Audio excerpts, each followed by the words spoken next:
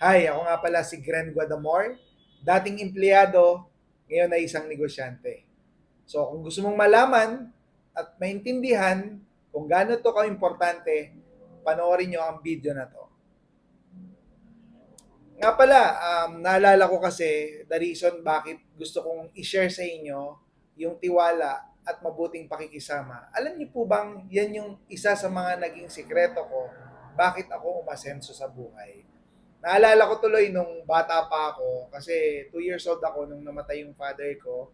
Ah, Lumaki po ako na walang tatay, so yung parents ko naman, yung mother ko, namasukan yan para maging katulong dito sa Laguna.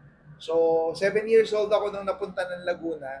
Ngayon, dahil sa kahirapan ng buhay, grabe yung mga dinanas ko po, no? Na dumating yung time na tumira po ako sa iba't ibang bahay. Simula nung pagkabata ko, nung Quezon Province ako lumaki. Simula nung pagkabata ko, tumira na ako sa mga tiyahin, tsuhin, kasi nga, nawalan na ako ng tatay. And then, nung 7 years old ako, pumunta naman ng Laguna, dinala ako ng mother ko. So, syempre, wala namang magandang hanap buhay yung parents ko. So, sariling sikap ako, sariling diskarte. Kaya, ginawa ko, nakipagkaibigan ako, may mga naging barkada ako. So, yung mga naging barkada ko, dahil mabuti naman tayong makisama, plus syempre, pinagkakatiwalaan, pwedeng pagkatiwalaan, hanggang sa dumating yung time na every time na uuwi ako sa bahay ng barkada ko, mas nagiging close ko yung mga magulang nila, yung parents nila. Kaya doon ko na-realize na pag marunong ka palang makisama sa kapwa, maraming magmamahal sa iyo. Pag marunong kang makisama sa kapwa, maraming tutulong sa iyo. So, yun yung na-realize ko. At napaka-importante na mapagkatiwalaan po tayo nung ating mga nakikilala, no? Hanggang sa dumating yung time na naging maganda na po yung relationship. So, kagaya ko po, nung time na yon, dahil una, syempre, dahil sa kahirapan, problema natin yan pagka ang buhay mahirap eh. 'Di ba?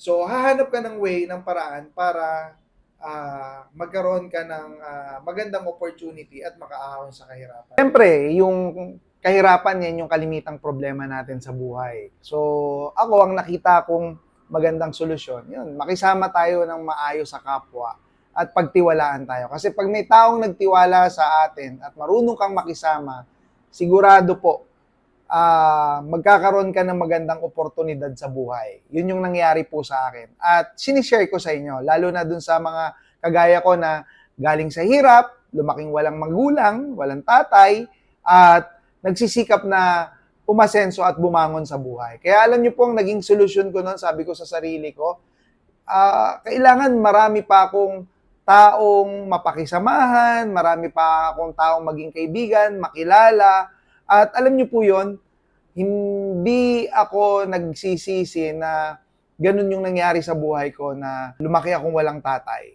Kasi sabi ko nga, kung hindi nangyari sa buhay ko, baka hanggang ngayon, mahirap pa rin yung buhay namin. Kasi yung parents ko, yung nanay ko, hindi pupunta ng Laguna para mamasukan.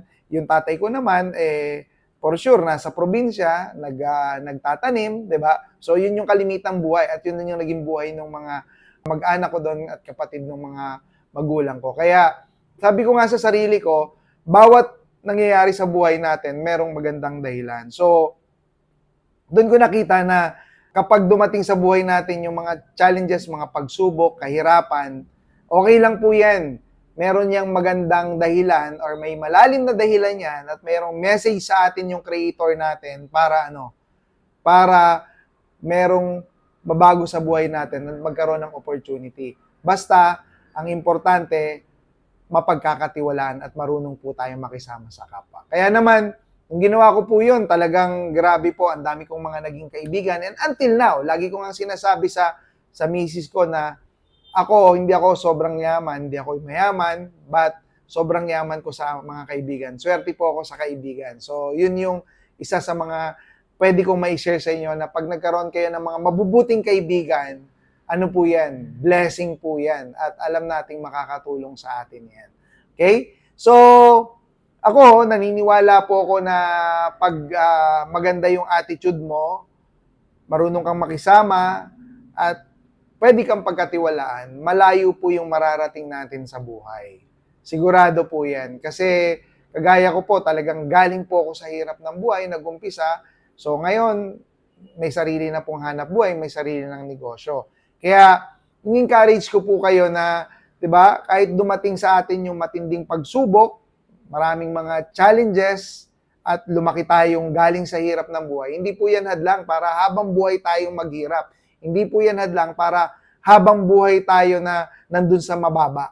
Darating po yung time, pag magaling kang makisama, may mga taong darating sa buhay mo na yun po yung makakatulong para umangat at umasenso tayo. Kasi, kumbaga, mabuti kang tao, mapagkakatiwalaan ka, mahusay kang makisama. So, yun yung isa sa mga lesson in life ko na natutunan. But of course, syempre, wala namang perfectong buhay. Sabi nga, gumawa ka ng mabuti, may matutuwa sa'yo, pero may magagalit pa rin sa'yo. Gumawa ka ng masama, syempre, may magagalit din sa'yo. 'Di ba? So, ano yung choice mo doon? Syempre, pinaka-the best doon, gumawa ka na ng mabuti. Kasi pag gumawa ka ng mabuti, kahit may magalit sa'yo, okay lang po yun. Bakit? Kasi mabuti po yung ginagawa natin. Di ba? Kasi let's face it, sa buhay naman natin, hindi lahat ng taong nakakaharap natin, nakakakita sa atin, ay natutuwa. Minsan nga, pag umataas ka, umaasenso ka, kala mo lahat ng kaharap mo natutuwa sa'yo. Hindi, meron ding naiinggit, may naiinis, may nagagalit. But, sabi ko nga, ang importante po ay importante ay mahalaga. Hindi. Ang importante ay maging maayos na tao po tayo. Marunong tayong makisama at marunong tayong makipagkapwa-tao. Pag ginawa natin yan, sigurado hindi mapipigilan yung pag-asenso at tagumpay po natin sa buhay. Alright? So, talagang nangyayari po yan. Kasi sa buhay natin, marami po tayong pagdadaanan. Marami tayong mga challenges na ma-encounter along the way. Pero, sabi ko nga po, wag kang basta susuko. Kasi, marami po ang maraming mga tao na sa liit na problema, mabilis na sumusuko. Dapat, hindi ka basa-basa sumusuko. At isang tip ko pa, kung meron kang matinding problema, meron kang matinding challenges in life, wag po tayong mahihiyang magkwento. Wag tayong mahihiyang mag-share sa mga kakilala at kaibigan natin. Kasi, baka mamaya, yung taong mapagkukwentuhan mo, yung taong masisharean mo ng mga challenges natin in life, yan pala yung mga taong pwedeng makatulong at makaresolve ng problema natin. Isa po yan sa tinandaan ko, sinabi po yan ng isang mentor ko. Kasi, you'll never know, may mga taong darating sa buhay natin na talaga namang makakatulong po sa atin, sa bawat isa. Kaya, wag po kayong papayag na pag may mga suliranin kayo, kinikimkim natin or sinasarili natin. Kasi pag sinasarili mo yan, sometimes doon tayo nadidepress, doon tayo pinanghihinaan ng loob, doon tayo nawawalan ng pag-asa. Pero alam niyo po, pag meron kang napagkukwentuhan, lalo na kung mga trusted person natin yan, mga kaibigan natin, at talagang alam mong mapagkakatiwalaan, don't hesitate na mag-share. Kasi by sharing, na-unload ka at hindi lang po yun. 'Di ba? Baka yun yung taong gawing kasangkapan ng ating Creator, ng Panginoon Diyos, para matulungan tayo at ma-resolve yung ating mga suliranin.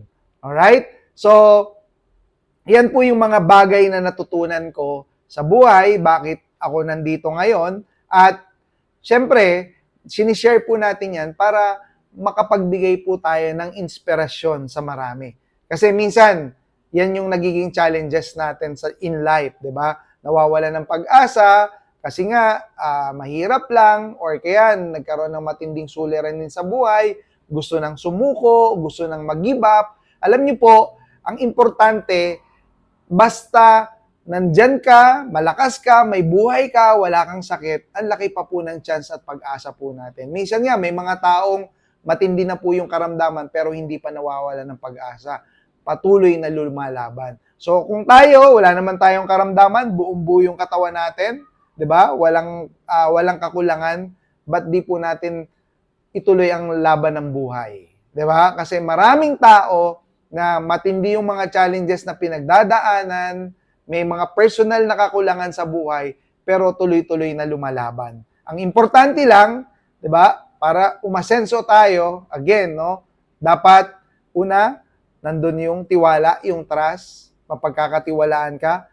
Pangalawa, mahusay at magaling kang makasama. Kapag nasa atin yung katangian na yan, malayo po ang mararating po natin. At imposibleng hindi po tayo umasenso sa buhay. Bakit? Kasi may mga taong pwedeng magtiwala po sa atin, may mga taong pwedeng matuwa sa atin, na siya yung makakatulong sa atin at makakapagbigay ng opportunity sa buhay natin. Kaya sa mga nakakapanood nitong video na to, I hope nakapag-share po ako sa inyo ng isang magandang inspirasyon na, 'di ba? Habang may buhay, tuloy lang po, 'di ba? Andiyan ang pag-asa natin. Huwag tayong mawalan ng pag-asa kasi sigurado kayang-kaya nyo pong malampasan kung ano man yung pinagdadaanan natin ngayon. And one of these days, kayo na rin po yung susunod na magkukwento at mag-share ng personal experience nyo paano po kayo naging successful. Alright? So, again, this is Boss Gren. Yan, boss. Bawat oras, sama-sama. So, yan. Ako ang magbibigay ng kulay sa inyong mga buhay. Yahoo!